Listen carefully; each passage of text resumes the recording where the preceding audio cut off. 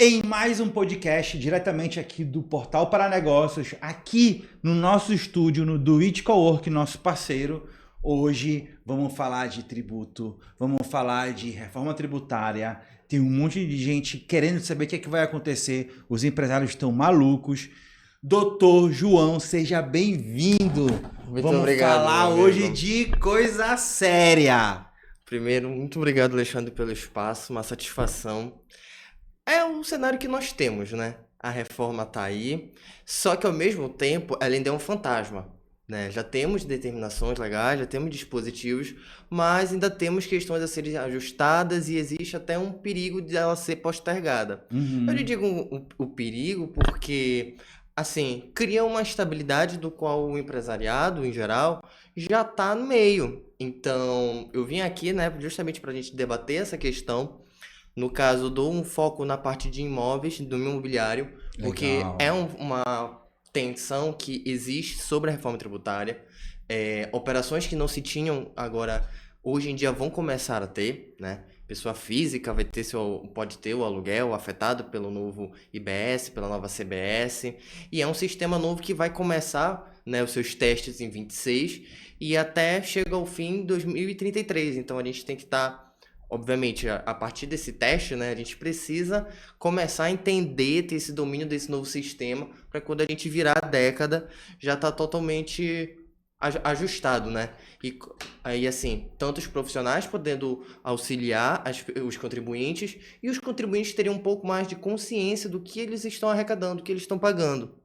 Agora a gente vai pegar e vai destrinchar tudo isso. Eu não sabia que ia demorar tanto tempo assim, mas a gente vai chegar lá já nessa pergunta. Mas primeiro eu queria que o senhor se apresentasse, falasse quando foi que se formou. Me parece ser bem novo, mas me conta tudinho, me conta como foi para chegar até aqui, como foi para escolher o direito, escolher tributário, que não é uma área que é escolhida por todo mundo, né? Uhum. Mas me conta. Bom, primeiramente, me chamo João Danilo Farias. Montei o meu escritório que leva o meu nome, João Danilo Farias Advogados, que é especializado na área tributária e na área empresarial. Eu já advogo há mais ou menos 3 anos e o tributário ele aparece na minha vida, na minha rotina, no 5º período da faculdade. Foi quando eu comecei a ter aula de tributário com o Dr. Fernando Favacho, que foi meu professor. E logo posteriormente, dentro de um programa de estágios, né, que ele coordenava, ele me apresenta o João Gabriel Águila, do Águila Advogados, e me contrata. E a partir daí Fantástico. eu sigo estagiando na área, passei por Qual era a outros faculdade? escritórios, eu fazia a FACE, a Faculdade Ideal. Legal. E segui fazendo o estágio na área tributária e acabou que fui para outro escritório, fui contratado, né? Primeiramente como estagiário, me formei. Quando virei advogado, esse escritório confirmou a minha contratação, então continuei exercendo tributário, voltei a trabalhar com o Dr. João Gabriel recentemente e decidi, posteriormente, já seguir carreira solo, voos próprios e montar meu próprio escritório. O tributário ele veio, acho que de uma conexão que eu tive no primeiro semestre com o direito constitucional. Eu sempre gostei muito do tema, dos livros, e por um tempo não simpatizava tanto com essa dicotomia de penal e cível. Até que chegou o tributário e resolveu na minha cabeça qual era a área que eu queria. Legal. E já era um posicionamento meu antigo, desde a época da faculdade, de que eu queria trabalhar justamente para empresas. Eu queria prestar serviço para empresas. E quando me chegou o tributário, apesar de ter muita demanda para pessoa física, que também é interessante, o tributário, como ele casa muito com o empresarial, pode ter impacto no societário, eu achei ali a área que eu me conectava com aquilo que eu queria. Então, fui me aprimorando, fui estudando, até a prova da OAB foi em tributário, o meu TCC foi em tributário, sou pós-graduado em Direito Tributário pelo Instituto Brasileiro de Estudos Tributários, né, o IBET, a Unidade de Belém, que é uma rede brasileira nacional, né, de estudos justamente sobre a área tributária, e que eu tenho um imenso prazer de me aprofundar cada vez mais e de poder oportunizar os meus serviços, né, para empresários, pessoa física, mas também principalmente empresários. Bora agora aqui para uma camada um pouquinho mais dentro do tributário e empresarial. O que exatamente tu faz hoje com o teu escritório para essas áreas? Para o empresário, no caso, né? Alexandre, eu trabalho tanto no viés do contencioso, que é quando o empresário já tem um passivo, que é o quê? Já tem processos em andamento, seja processo administrativo ou processo judicial, mas eu também trabalho numa área preventiva, que é onde tem as minhas consultorias, elaboro análise de contratos, de documentos que a empresa está emitindo, está fechando parcerias, fornecedores. Então, analiso também a questão de sucessão, de patrimônio, a questão societária. Então, a minha atuação ela é amplificada. O empresário vai contar comigo desde a área preventiva, de quando ele imagina que nem tem problema nenhum, mas ele pode já ter, ou literalmente prevenir qualquer problema, ou até mesmo quando ele já tiver um processo já em andamento, literalmente perto de uma penhora num processo judicial. É esse o serviço que eu tenho. Eu amplifico toda a minha atuação, tanto no tributário como possível empresarial, que a gente colaciona essas atuações para, digamos assim, resguardar os interesses da empresa que nos contrata. Uhum, Seja ela um interesse que já está em risco ou um interesse que ela ainda está planejando. uhum. E também tem a parte do planejamento, tem a parte do planejamento tributário, que é uma parte muito importante, que é necessária para o empresário entender o quanto que ele está pagando, o que ele pode aprimorar de carga fiscal e, literalmente, né, o quanto que está impactando no lucro dele, o que isso pode ser de melhoria. E, obviamente, no empresarial, soluções para a organização da empresa, amarras jurídicas de deixá-la cada vez mais seguras nos negócios que ela fecha, e também a questão da relação entre os sócios e da relação dos sócios com os seus cônjuges, filhos, sucessores. Então, essas questões eu trato nessa área tributária e empresarial do meu escritório. Fantástico. Então, o empresário que precisar de documento, precisar de qualquer coisa, desde o documento, né, até tirar um sócio. Exatamente. A cagada tá instalada. Já tive que fazer, posso dar. Caramba. Já. Pode contar? Sem contar nome nem nada, pode contar só como Não, foi. já aconteceu de um quadro societário chegar.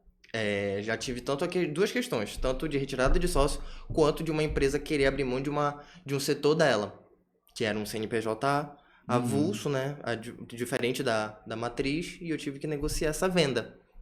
Então já tive que sim retirar sócio, já tive que estar dentro dessa reunião, olhando pro sócio administrador, aí comunicando pro sócio que ia ser retirado, e eu tendo que fazer todo o contrato de negociação. Mas eles já sabiam que ia amarrando. sair. Já sabiam. Já estavam negociados.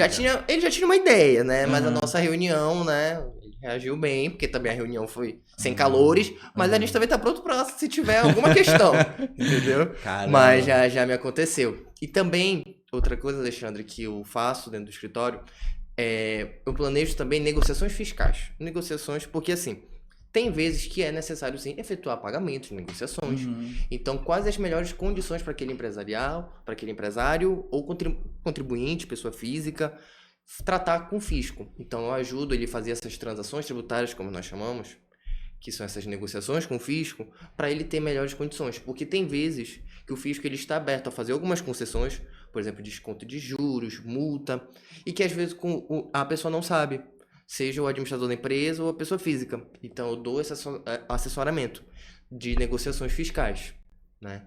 E também faço consultoria para parlamentares, caso precisem entender melhor sobre tributação, também tenho essa questão Que é voltada para eles. importantíssimo, né? Que é importante eles estarem atentos justamente nessa alteração de sistema, porque o nosso sistema ele vai alterar o municipal, ele vai alterar o estadual e também, obviamente, o federal. Então, por isso que demanda uma assessoria complexa e atenta, que é isso que eu disponibilizo no meu escritório. E aí, eu tava num podcast recente e no podcast veio era com um consultor e ele falou que eu até trago essa mesma questão para cá. Quando o empresário tá meio apertado ali, a primeira coisa que ele faz é parar de pagar o imposto. É. Me diz. Agora, bora trazer isso da visão do tributarista, advogado tributarista. Cara, qual o problema isso pode gerar? Ou pode ser uma solução momentânea, ou realmente é um problema grande para o empresário? Eu acho que vai depender, Alexandre, a gente tem um perfil dos nossos, do empresariado, do setor, né, geral. E, assim, as empresas, os clientes, eles têm perfis, né? Tem clientes que são completamente redondos ou que querem se regularizar e que para a atividade dele é essencial que seja regularizado. Porque, por exemplo, participa de licitação, então precisa estar com as certidões negativas. Então, isso demanda uma certa variabilidade, uma análise. Tem momentos que realmente o pagamento imediato ele pode não ser o ideal. Podemos tratar de uma negociação, isso já vi por experiência própria, que em um mês, isso foi até aqui no Pará, que tinha um débito de ICMS, que poderíamos aderir, por exemplo, se fazer um parcelamento convencional, quando a gente poderia esperar, porque já era sabido que ia ter o ProRefis, que é o programa de regularização, onde tem muitos descontos. Quando eu vi que era um tributo que era só mediante de multa, né? Foi uma auto-infração, né? Uma CDA lançada, uma certidão de multa. Num ProRefis desse, ele é praticamente a 90% reduzido, né? Então foi melhor dizer assim, olha, aguarde a pagar esse débito que você tem com o fisco, que posteriormente você pode negociar uma maneira mais vantajosa. E de fato ocorreu. E houve o pagamento, a quitação, e pronto, a obrigação acabou. Então tem vezes que isso realmente é negócio. Mas, isso eu te falo, a questão de a primeira coisa que o operacional, olha, corta o pagamento de imposto. O próprio contador de muitas empresas vai dar essa orientação para não ser feito isso. Nessas horas, tanto o contador quanto o advogado tributarista, eles são uma dupla que deve interagir em certa harmonia. Porque, assim, essa questão de você dever, você pode estar arriscando a sua operação a perder um contrato público, porque você é preciso, ou você quer negociar ou participar de uma licitação, é necessário ter todas as certidões negativas. E, ao mesmo tempo, posteriormente, isso pode se criar uma cultura ao ponto de depois criar um passivo fiscal, uma execução fiscal, que vai ser praticamente um processo não é de difícil defesa, mas com uma defesa que vai postergar, que vai enxugar gelo e tudo mais. Então, se realmente for para posteriormente negociar e tudo mais, tudo bem. Mas se tornar uma cultura, existe um risco sim de uma judicialização excessiva, ele ter penhora de bens, indisponibilidade de bens, e que isso vai prejudicar prejudicar esse empresário. Então, eu acho que a gente tem que saber equilibrar justamente as obrigações, né? E isso inclui os tributos, para que realmente pode ser pagado posteriormente? Pode. Pode ser verificado o pagamento. O imediato é melhor. Tudo bem. E tem vezes, Alexandre, que de fato, posso sim te falar, tem vezes que realmente nem é devido o imposto. Tem vezes que acontecem lançamentos indevidos, inadequados. Eu te falo isso recentemente. Eu fiz uma defesa de um termo, de uma apreensão mesmo de carga que teve aqui para um cliente aqui no Pará, que foi literalmente, ele fez um transporte da filial para a matriz, que ficou dentro do Pará. Isso daí não é causa de ICMS. E acabou sendo lançado ICMS e apreendido. Caramba! Apresentei a defesa, tivemos sucesso. Era um tributo que, na integralidade, não era devido. Então, existe também essa questão, tá? É por isso que é preciso ter um assessoramento tributário de um advogado tributarista perante a empresa, para que ela tenha certeza de que, se o que ela é devido é legal, se cabe para ela mesmo aquele lançamento, e se o pagamento imediato é a melhor solução. Pode ser posteriormente, tudo mais. E tem vezes que a gente, por exemplo, assim, tem alguns débitos que na seara administrativa, as defesas às vezes não são procedentes, devido a questões mesmo, algumas burocracias. E no judicial encontra amparo, né? Então, pode também a gente verificar essa questão, se é mais vantajoso judicializar, se não é. Então, isso tudo demanda de uma análise muito particular. Então, seria até leviano contigo dizer assim, ah, não, é melhor dever mesmo, Uhum. entendeu? Ou não, melhor apagar tudo na hora. Não, porque, infelizmente, tem vícios dos dois lados, né, nessa relação. A gente está ali para parar e controlar cada vez mais, E digamos analisar, assim, né? o que tem de abuso do fisco perante o contribuinte. Então, isso daí a gente sempre está protegendo o interesse. E aí, cara, bora entrar no contexto agora reforma tributária. Eu queria que tu explicasse o que é essa reforma detalhado, né? Eu tenho algumas informações que parece que vai unificar o ICMS, ISS.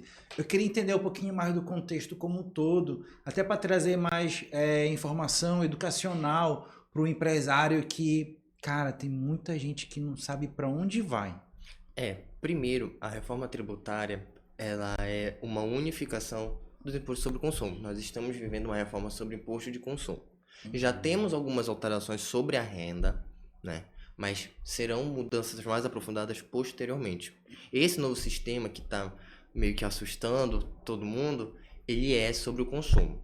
Então existe uma unificação do ICMS e do ISS para o IBS, que é o Imposto sobre Bens e Serviços, Uhum. e o PIS e COFINS para a CBS, que é a contribuição sobre bens e serviços, Então os tá? próximos vão ser IBS e E CBS. CBS. Tá. A grosso modo, quando a gente fala de unificação, Uhum. são dois tributos que terão competências diversas, né? A gente sabe que a CBS ela vai ser federal Uhum. e o IBS, por meio de comitê gestor, tudo mais, ele terá uma competência compartilhada entre estados, Distrito Federal e municípios. Então, existe toda uma amplificação, né? E tem interferência, obviamente, da União também, mas tanto que existe até uma tese de que a União vai ser mais... Acho que as instituições federais vão ser mais superpoderosas. Mas existe essa unificação, existe essa questão de quando juntas as alíquotas podem haver, dependendo do setor, da atividade, sim, somar uma quantia de 26,5%. Né? A gente está trabalhando com o IVA dual, que é a soma desses dois tributos é chamada de IVA, Uhum. que é um conceito pego do exterior, né? Principalmente Uhum. da Europa. Os Estados Unidos não trabalha com IVA dual, como nós vamos trabalhar aqui. Então, é um sistema que vai impactar, obviamente, setor imobiliário, serviços, comércio, e a gente já começa ano que vem os testes. Tem algumas questões legislativas que podem causar um certo atraso, mas se tudo correr, se todas as votações sobre, principalmente do PLP 108, que está pendente na Câmara, que é um projeto de lei, Uhum. for aprovado em plenário, a gente já começa realmente com todos os cronogramas a partir de 2026 com o período teste e vamos até 2033 para a implementação total. Só que assim, apesar desse tempo, né, o que vai demandar mais tempo é justamente o imposto, né, porque ele vai substituir ICMS e ISS, né, que são Ela vai bagunçar impostos tudo, né? muito que existe uma complexidade muito grande, né? O ICMS é uma legislação muito extensa aqui e em qualquer outro estado. Mas a CBS, que vai substituir PIS e COFINS, ela é um pouco mais curta. Se seguir todo o cronograma, 2026 vai ser o último ano pleno da existência do PIS e da COFINS. E a gente já começa em 27 com o novo imposto, CBS. Então, esse período de teste vai haver recolhimento, mas vai haver compensações, já tem alterações dos documentos, então existe essa necessidade de a empresa já verificar, que já vai ter determinações para ter os destaques. Então, existe uma obrigação não é só no pagamento, mas também na formalidade dos documentos. Uhum. Então, é algo que realmente demanda uma atenção e é por isso que contadores, advogados tributários estão muito com uma lupa sobre esse assunto para que a gente possa demandar para os nossos clientes o melhor que a gente pode ter dos nossos conhecimentos. E que a gente sabe que é um sistema dinâmico, por si só já era dinâmico, já tinha alterações. Mas estamos vivendo uma mudança de ciclo que é imprescindível uma consultoria, por exemplo, para as empresas terem o conhecimento de, olha, nós temos que alterar obrigações acessórias, que são os documentos nesses aspectos, para a gente já estar de acordo, e o quanto que o período de transição para a IBS vai impactar na operação da empresa e posteriormente. E aí, cara, com esse movimento todo, a visão do advogado tributarista vai ser bom ou vai ser ruim para o mercado? Eu acredito que o setor de serviço ele vai ter um impacto negativo. Certo. Eu acho que eu acredito que o fato vai encarecer. Apesar de termos um sistema de não cumulatividade previsto, não cumulatividade que eu te digo é política de crédito e débito, crédito e débito. Então, de compensações, eu acho que o setor de serviço ele sai mais impactado, ele pode ter um viés negativo. E, assim, também empresas do Simples Nacional, eu acredito que podem ter uma perda no momento que estamos, de como tá as previsões, eu acho que pode haver uma perda de competitividade. Porque como existe vai ter, assim, a reforma vai dar à luz muito a questão de crédito. Então, quem quer ter uma operação cada vez menos onerosa para tentar se creditar nas operações de crédito e débito, o Simples Nacional, você não vai conseguir essas questões. Então, quem contrata, como por exemplo, se o fornecedor dele é Simples Nacional, esse empresário que está, digamos assim, no patamar de médio porte, para ele talvez não vai ser tão interessante. Ele pode correr atrás de uma outra empresa para fornecer o mesmo insumo para ele, mas que não seja do Simples Nacional, para que haja essa política de creditamento. Então, acho que existe sim alguns lados negativos. Acredito também, não vou ser um pessimista, de que existe uma possibilidade de, digamos assim,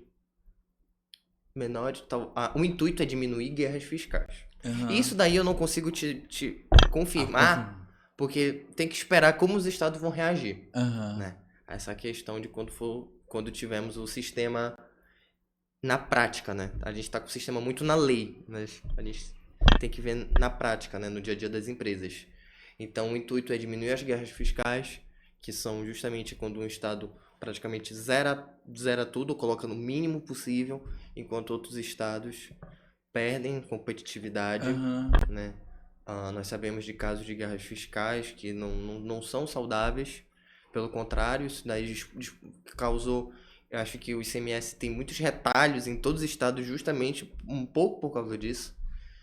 E o positivo talvez justamente seja a tese da simplificação que existe do sistema, principalmente do estadual. Porque como são legislações muito grandes, né?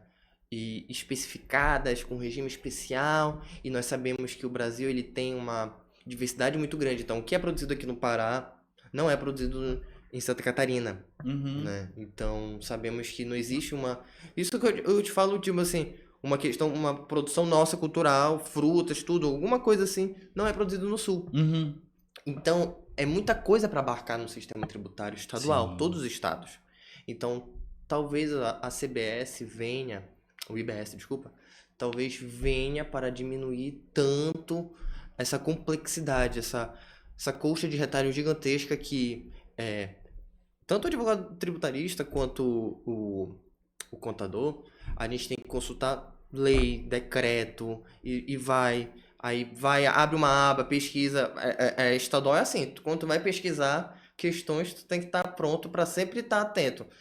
Em lei, decreto, tudo, tem que estar sempre, em qualquer, mas principalmente no estadual, porque ela se atualiza muito e eu acho que... E também existe, né, as interferências políticas, né, de interesse de beneficiar setores e tudo mais, então acaba que é quase que uma bagunça. Então... Primeiro vai bagunçar para depois arrumar. Entendeu? Então, eu espero, né, tenho minhas ressalvas, mas que o IBS venha para dar vamos fazer uma coisa mais padronizada. Você tem, obviamente, respeitando a competência, tem que respeitar a competência dos estados, Como eu lhe falei, tem coisa que a gente só aqui se produz, só em outro estado se produz. Para que também existe uma certa... Não é... Pode ser paridade, mas que existe uma certa... um acesso à informação de melhor qualidade. As legislações e um conhecimento mais amplificado. Se pelo menos não chegar nos contribuintes, o que é uma pena, eu acho que espero que chegue um pouco mais as informações tributárias, mas que pelo menos os profissionais, quando enxergarem, vejam, olha, ok, tem um mapa e esse mapa seguiremos e tem alguns anexos. E não uma cartografia gigantesca para cada ato, como se tem hoje em dia. Então, acho que é um pouco nisso, da simplificação, de ser um pouco mais objetivo. Então, um pouco esses são os meus votos, o que eu espero. E aí o que acontece? A gente tá... Nesse movimento também tem uma área que também é muito impactada e que tu também tem, né, um direcionamento bem específico. Aluguéis e transferências de imóveis. Como é que isso vai ocorrer? Pois é, Alexandre. O que eu te digo é que, assim, sobre imóveis, nós temos novidades, né? Antigamente, né, locação não tinha incidência de ISS, né? E já é previsto que tem, assim, a questão de CBS e IBS, né?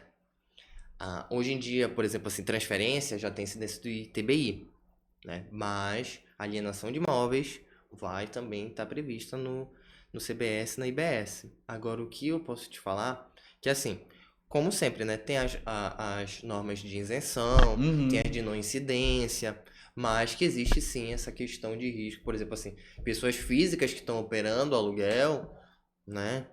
Como sua fonte de renda e tudo mais. Não, poder podem, mas se passar de um certo limite, eles vão ter que arcar com essa exação agora que já está prevista para ocorrer.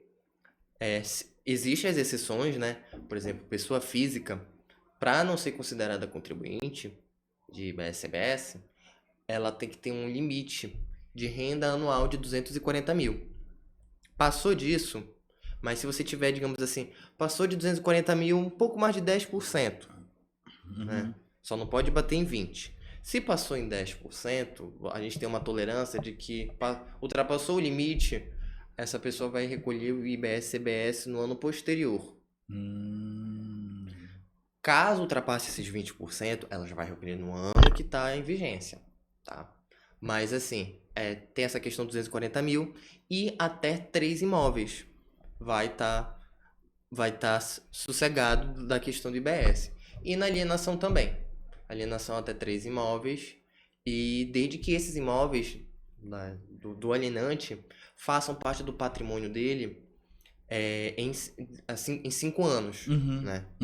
Eles têm esse prazo, isso não é um que você acabou de comprar.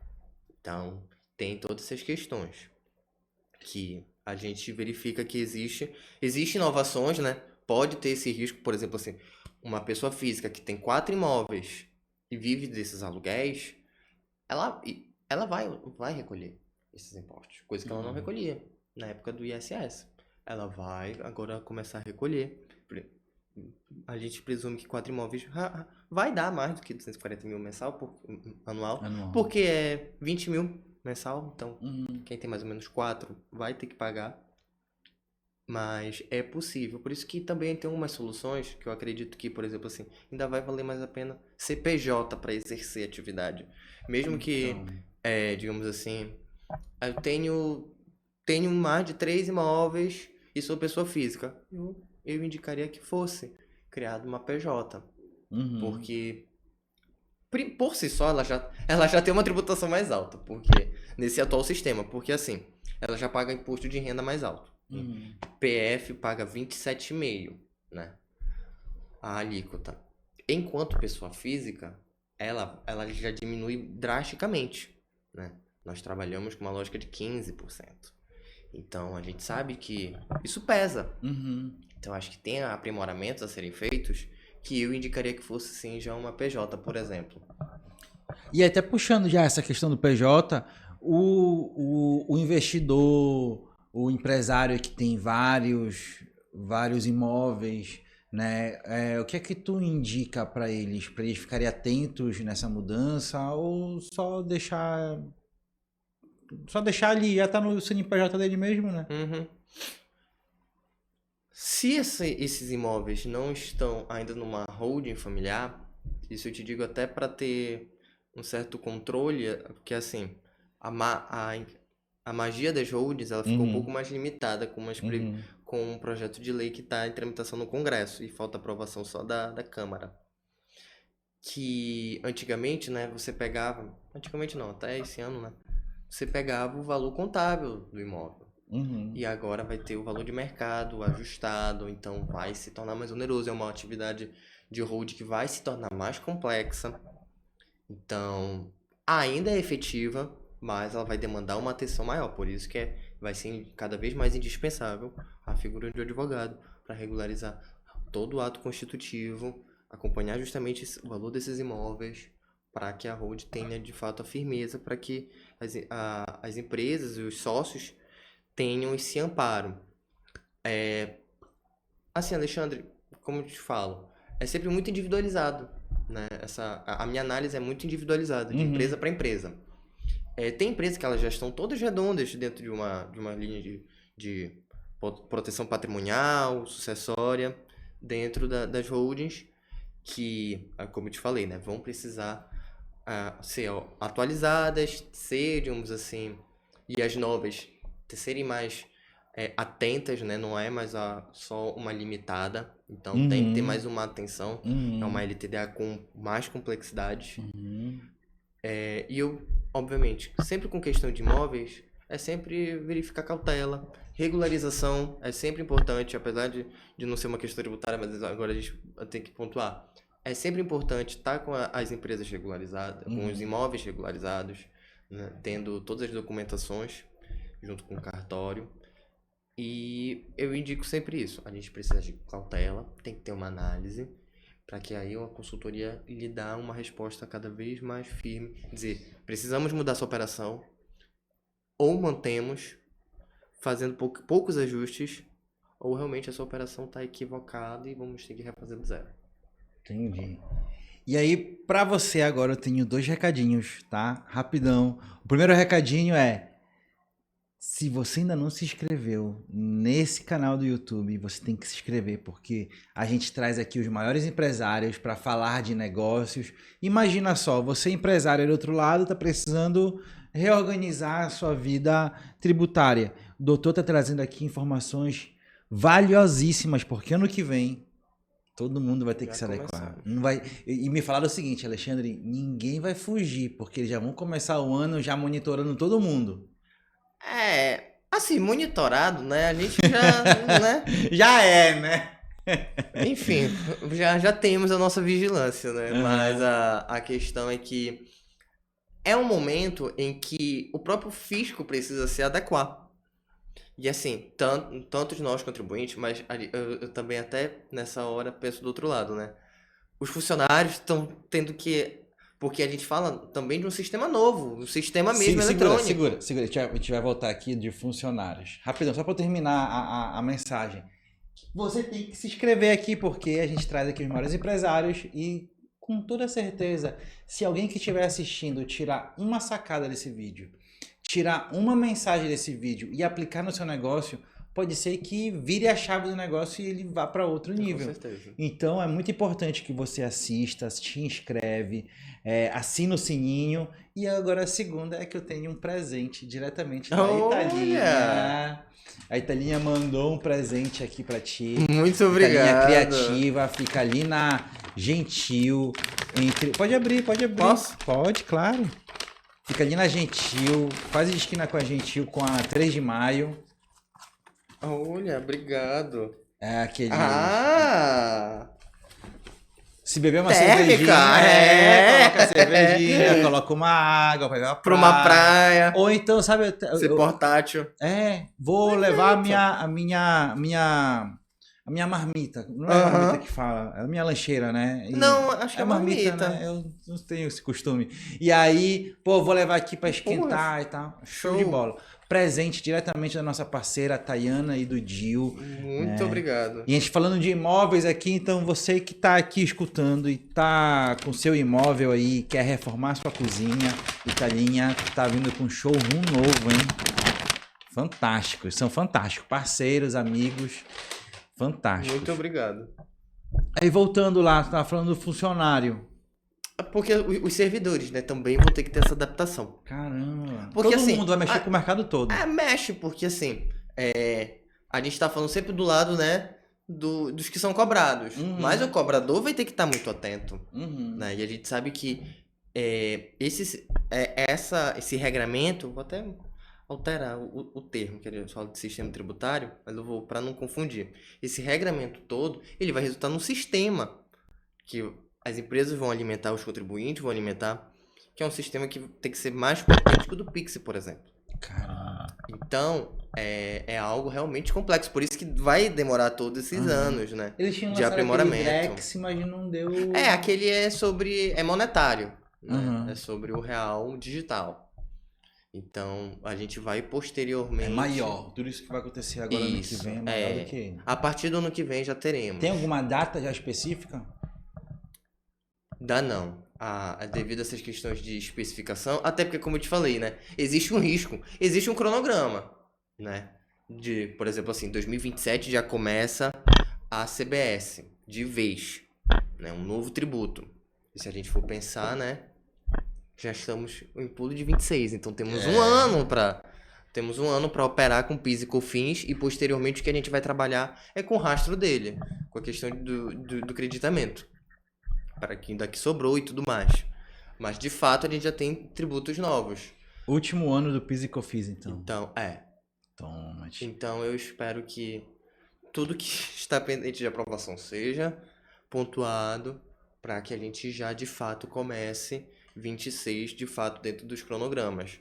Ou, se caso for postergar, um sistema que a gente já conhece também não é de todo mal, já é um sistema conhecido, né? Então a gente consegue operar melhor.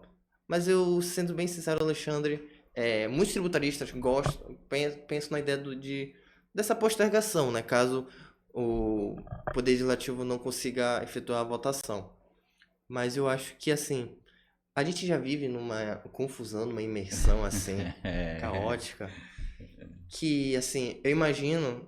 Eu sei porque no final das contas, né, a gente também é empresário, a gente é empreendedor, então no final das contas a gente paga imposto. Então é muito... É incômodo saber ou não saber quando de fato vai vir essa nova onda.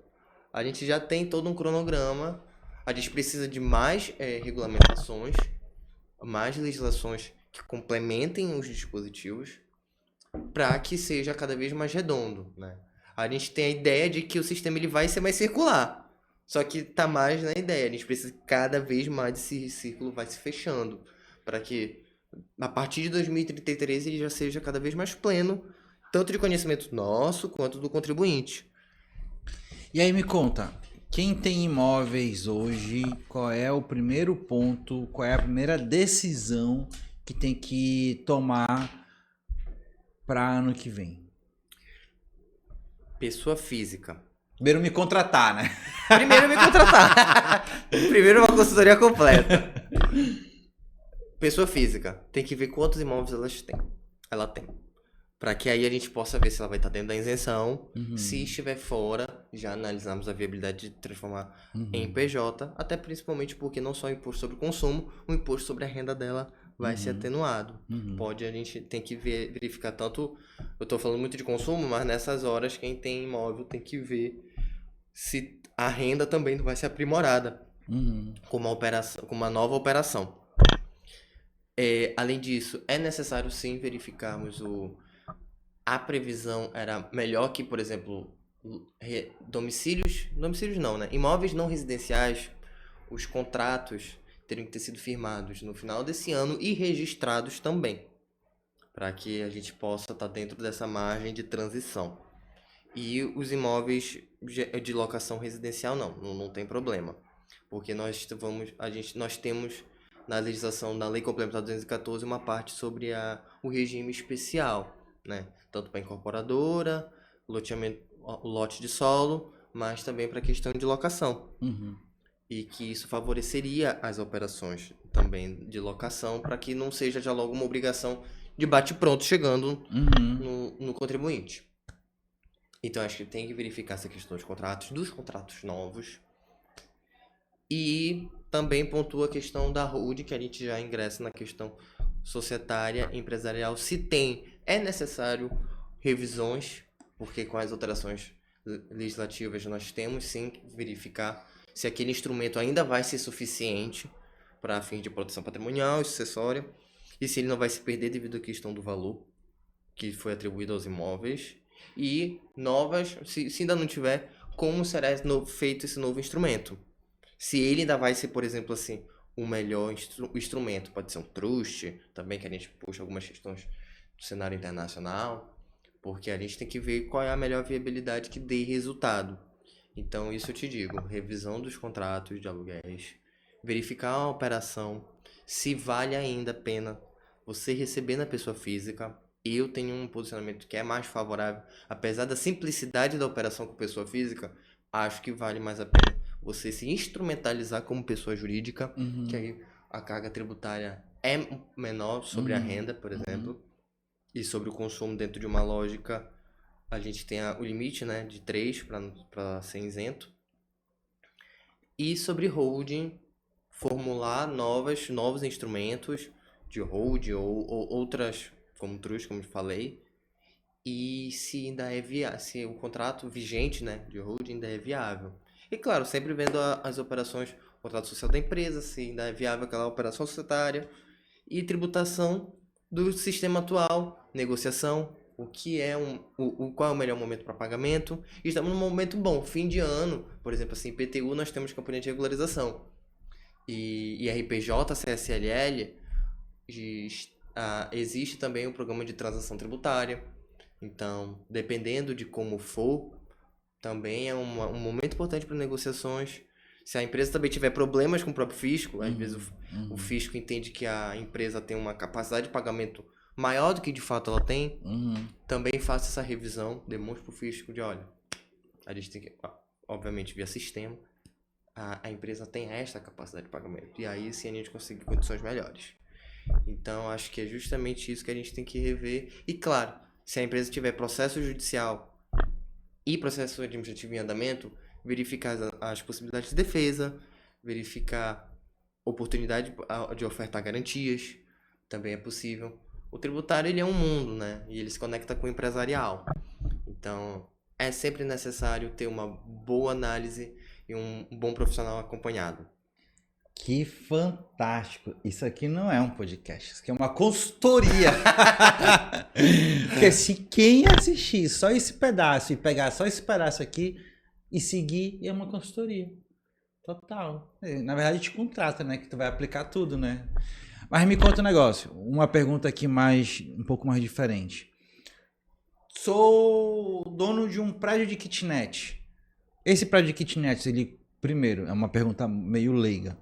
Esse prédio de kitnet conta como um imóvel ou ele conta como vários imóveis? E se contar como vários imóveis, automaticamente ele entra numa outra regra. Porque assim, já é uma questão até de condomínio, né?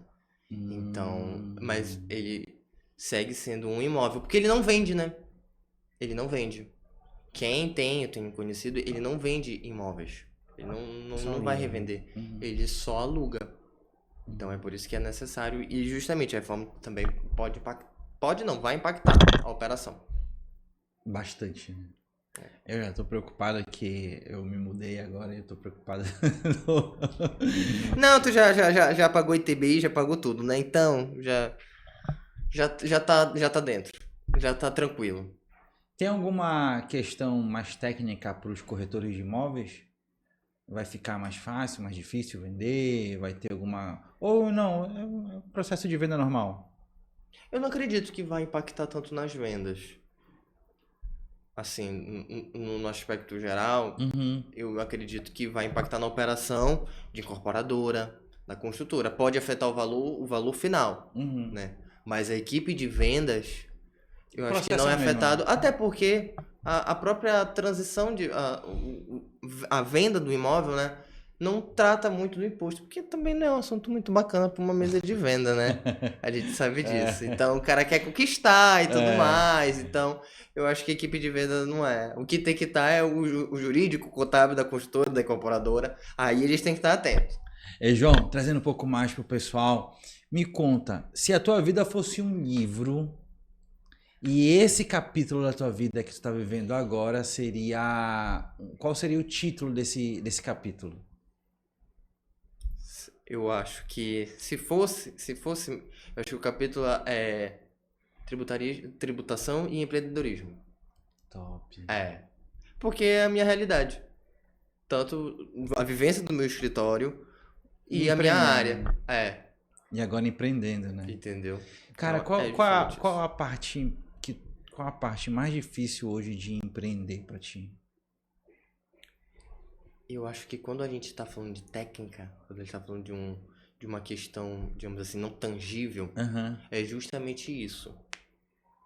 A gente tem que demonstrar que aquele cliente, provável cliente, potencial cliente, ele precisa dessa questão. O investimento em uma consultoria ou, por exemplo, numa gestão de passivo fiscal, ela é um benefício para a empresa que ela não é, ela pode te dar o dinheiro na tua mão por questão de compensação.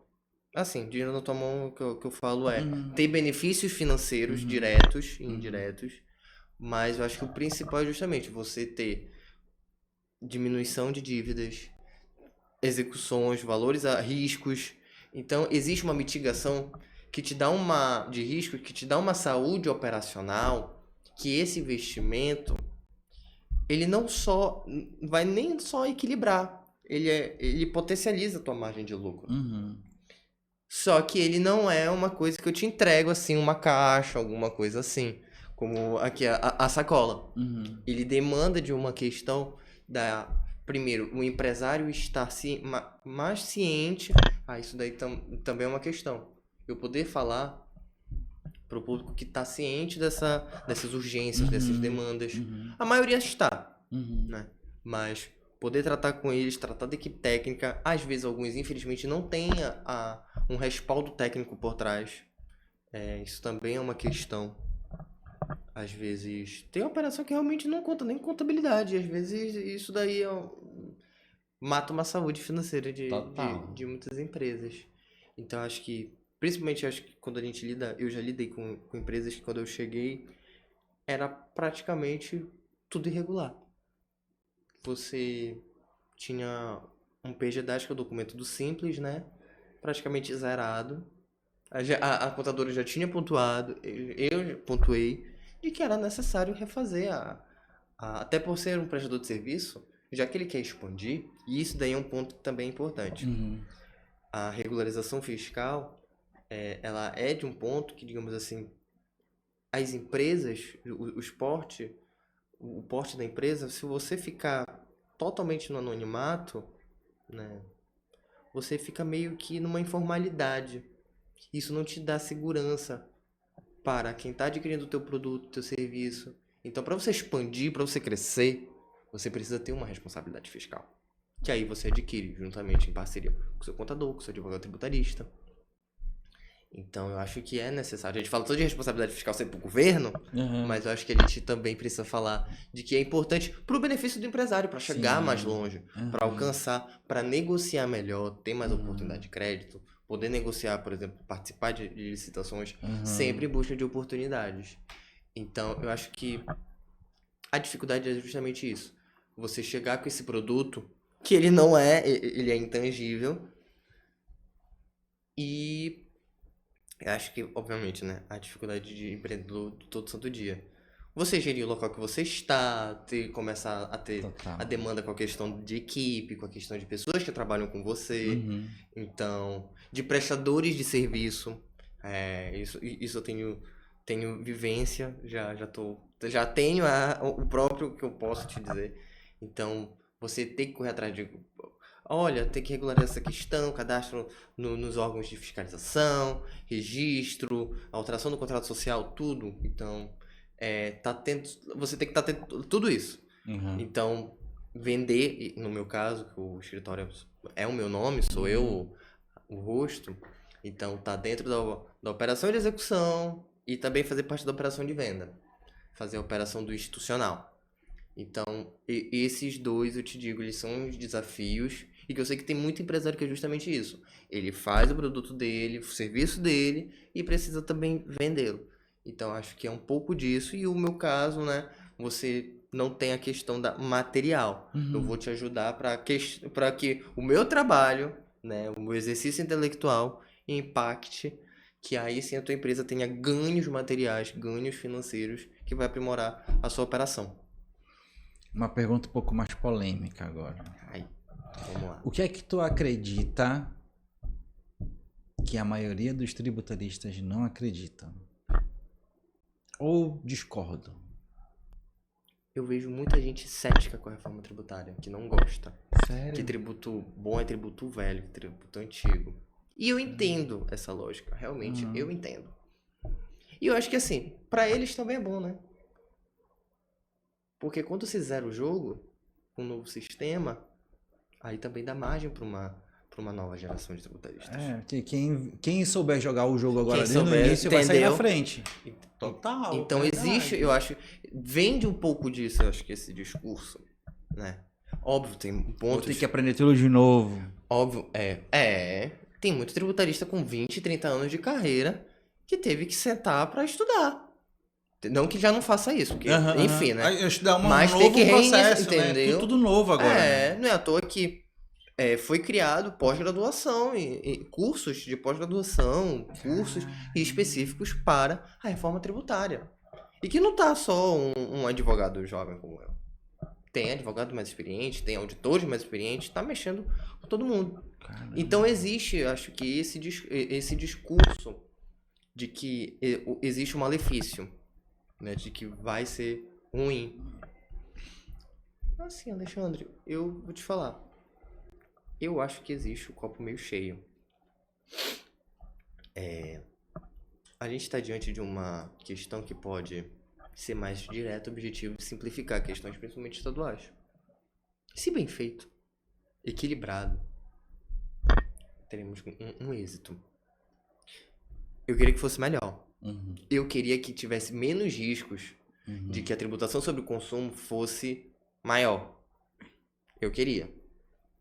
Mas acabaram que foram colocando jabutis e tudo mais. E aí você sabe como é a questão legislativa, né? Que aí vai cada um com meu pirão primeiro, cada um setor defendendo o seu. Então, muitas polêmicas durante toda essa tramitação. E mesmo depois de aprovada a emenda constitucional e a lei complementar, ainda tem polêmicas a serem supridas. Mas eu acho que isso daí eu posso te dizer que eu discordo. Eu acho que tem melhorias que podem ser bem trabalhadas com pessoas, isso daí, né, o comitê gestor também vai demandar, profissionais de gabarito e uma execução boa, eficiente, que respeite todos os princípios que estão lá previstos. Eu acho que temos algo que pode sim nos ajudar. Então acho que esse ponto eu discordo da maioria dos tributaristas. Acho que teremos sim pontos que podem ser louváveis. Por enquanto, realmente, eu sei do ceticismo, mas eu aposto que vamos estar melhores e tem essa situação. Eu acho que é uma janela de oportunidades. Total. Bora pro bate-bola? Bora. Eu vou trazer aqui um ou outro e tu escolhe um, tá? Ou outro, né? Pessoa física ou jurídica para alugar imóveis, o que compensa mais hoje? Eu iria na pessoa jurídica. Total. Imóvel residencial ou comercial? Onde a conta pesa mais com a reforma? Imóvel residencial tem questão de redutor social, que vai ser redutor na base de cálculo, tem previsões que abarcam essa questão. E na maioria das vezes, questão de Minha Casa Minha Vida, a gente sabe que tem esses programas, né? Então a residência é muito vista dentro dessa reforma. Então acho que o não residencial pesa mais. Vender, Digamos assim, tem menos previsões de terem benefícios. vender imóvel agora ou esperar com a tributação de venda? Olha, a gente tem 27, a gente tem final desse ano e 26. Tudo certo. Então pode vender agora, pode vender 26. Uma coisa que eu vou te falar, pra também não causar alarmismo, né? Vai continuar tendo venda de imóvel, né? Óbvio, né? Então, mas tem imóvel agora? Tá querendo um pouquinho? Vende logo. Contratos antigos ou contratos novos? Sempre bom revisar os contratos. Sempre bom. Então, contratos novos. Até uma pergunta. Em quanto tempo revisar um contrato? Exemplo, um contrato societário. Olha, dependendo se a empresa teve muitas mudanças de quadro societário, eu acho que também o que a empresa quer fazer, ela vai realmente ter um aporte maior, por exemplo, teve ou adquiriu dívidas, empréstimos, tudo mais. O porte da empresa, tem empresas que estão escalonando, né? Então eu acho que eu daria uns 2 anos de revisão. Top. Planejamento tributário ou deixar como estiver? Sempre bom fazer um planejamento, uma consultoria. De preferência. Principalmente com o João Danilo Farias. Para quem está entrando, imóvel usado ou imóvel novo? Aí vai depender da faixa. Aí depende de como é, né? Investimento. Porque, né? assim, tem muita gente, por exemplo, quando a gente fala de imóvel novo, se você for ver, tem muito casal jovem. Até tava falando com uma amiga minha que adquiriu recentemente uma unidade do Minha Casa Minha Vida. E, poxa, juros lá embaixo, tudo mais. Então, nesse caso, imóvel novo saiu, né? Sai por maior facilidade.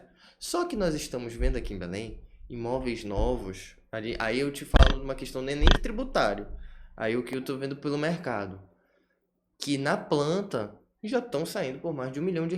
Total, cara. Né? Nós estamos vivendo uma especulação imobiliária no centro da cidade que é assim, para quem, né, é um pouco assustadora, né? A gente sabe que o mercado tá aquecido, né? Principalmente o mercado de luxo, a gente vê cada vez mais edifícios cada vez mais elaborados que estão com valores cada vez maiores. E nós estamos com uma taxa de juros alta. Nós estamos com uma Selic alta.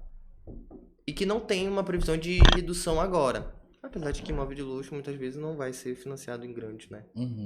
Mas, somando o que a gente está vivendo de especulação e juros altos, acho que se for comprar, é melhor que seja um usado de menor valor, né? Do que você investir muito, fazer um financiamento com uma taxa alta e pelo menos você já vai ter o seu imóvel. Mas se também for negócio, por exemplo, assim como eu falei, a minha amiga fez um ótimo negócio, adquiriu uma unidade com juros baixos, para ela que está iniciando a vida dela, tudo certo, um apartamento menor, tudo mais, um pouco livre da especulação imobiliária. Eu acho que é isso que a gente está vivendo um pouco, né? Muita gente investindo em imóveis para áreas metropolitanas, a Ananindeua, a Marituba, né? Que estão virando cada vez mais cidades de dormitório. Porque realmente a gente vive uma questão imobiliária de preços muito elevados, né? Então tem que ter grana mesmo, tem que ter recursos aqui em Belém para adquirir um imóvel novo. Eu acho que o imóvel antigo, negociando com o proprietário, sai melhor, né? acho que pode ser uma boa. Então, chegando no final aqui desse podcast, o primeiro podcast com o Dr. João. Cara, fantástico. Não, como eu brinquei agora, né? Não foi um podcast, foi uma consultoria. Quem pegar esse podcast aqui e ver ele todinho, anotar e depois, vou pegar esse ponto, tá completo para iniciar 2026 tranquilo, né? Doutor, muito obrigado.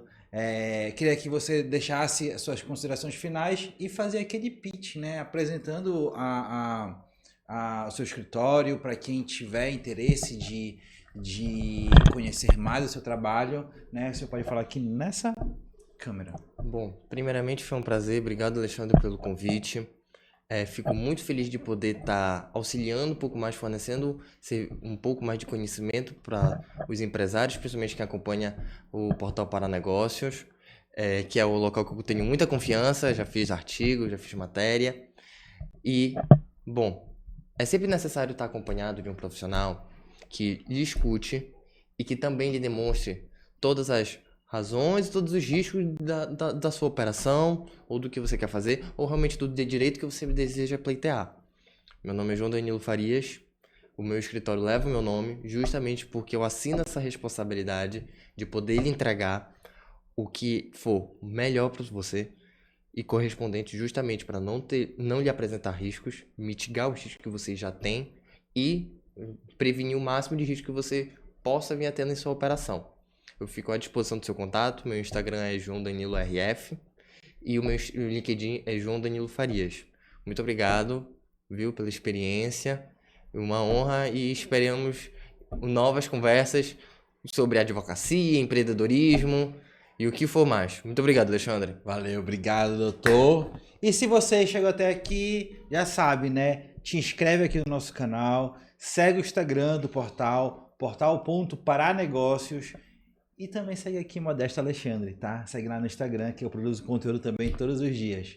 O senhor falou o seu Instagram? Sim, João Danilo RF. É o mesmo que é o mesmo, né? É o mesmo.